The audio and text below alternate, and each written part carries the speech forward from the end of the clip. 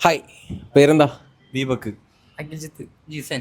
Okay, ഇപ്പോൾ ഏറ്റവും കൂടുതൽ ആൾക്കാർ ചർച്ച ചെയ്യുന്ന ഒരു വിഷയമാണ് ജെൻസി എന്ന് പറയുന്നത്. നിങ്ങളൊക്കെ ജെൻസികളല്ലേ? അല്ലേ? അതെ ജെൻസി. ഈ ജെൻസി എന്ന് പറയുന്നത് എത്ര വയസ്സ് തൊട്ടാണെന്ന് പറയാൻ പറ്റുമോ? ഏത് ഇയറിൽ ജനിച്ചവരാ ജെൻസി? ഈ 20s ആണ്, 2000 തൊട്ട് ജനിച്ചവരാണ് ജെൻസി. ഓക്കെ, ജെൻസിയിലെ ഏറ്റവും നല്ല ക്വാളിറ്റി എന്താണെന്ന് പറയാൻ പറ്റുമോ? കുറച്ചും കൂടി മെച്ചോർഡായിട്ട് എല്ലാ കാര്യങ്ങളും സ്വന്തം കാര്യത്തിൽ ഡീൽ ചെയ്യാനുള്ള ഒരു ഇതുണ്ടാവും ഉണ്ടാവും ജെൻസിക്ക്. Okay, what about you? അത് നല്ല മനസ്സിലായി. അതിപ്പം അതുപോലെ തന്നെ ഇന്നത്തെ യുവാക്കളുടെ ബിഗ്ഗസ്റ്റ് ചലഞ്ച് എന്താണ്? ജോലി, ജോലി, ജോബൊക്കെയാണ്. ജോബ്. എന്താവണമെന്നാണ് ആഗ്രഹം?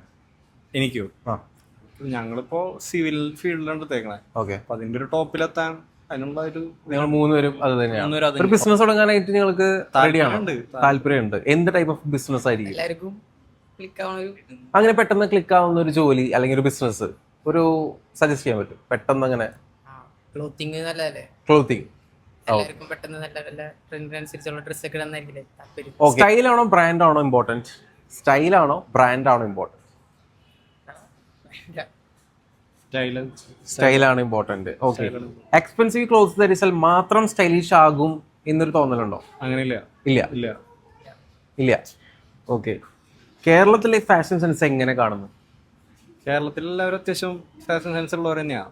മറ്റ് നാടുകളെയും അങ്ങനെയൊക്കെ വെച്ച് നോക്കുമ്പോൾ കുറച്ചും കൂടി മെച്ചോടും ഫാഷൻ സെൻസ് ഒക്കെ ഉള്ളവരാകും. അതെ, അതായത് അലവലാതി പോലെ നടക്കില്ല എന്നാണോ ഉദ്ദേശിക്കുന്നത്? മിക്കവരും അങ്ങനെയല്ല.